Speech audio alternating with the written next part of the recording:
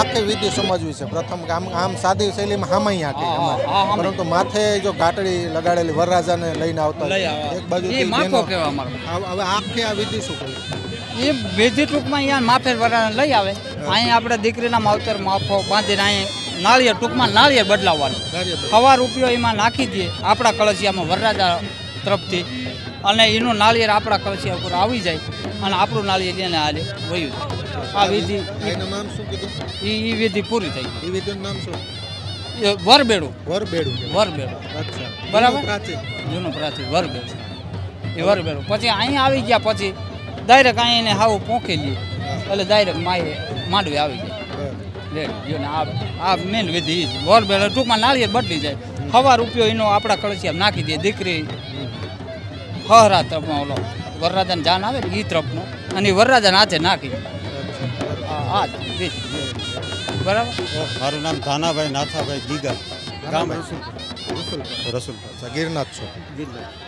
પ્રશ્ન એ થાય કે જે શરૂઆતને હમણાં વિધિ જોઈ કે માથે ગાંટડી હોય અને સામે આવે આ શું હોય આખી પરંપરા?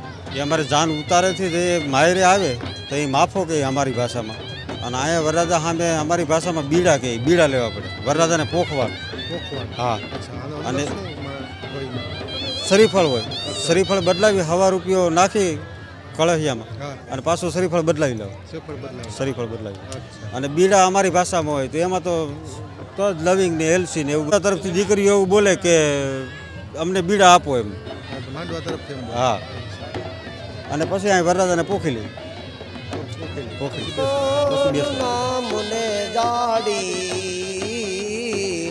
ભોજા પીઠળ ભોજાડી રે નવે ખાંડ નામ ને જાડી રે અહરણ એક નાડી અને બે ઘાસુર પ્રગટો માડી અહરણ એક નાડી અને બે ઘાસુર પ્રગટો માડી ખાડું ને સરખોડે અને પૂગી પાટણની પ્રોડે વાને તે ફેરવી નાખ્યો એ લોબડી વાડી રે.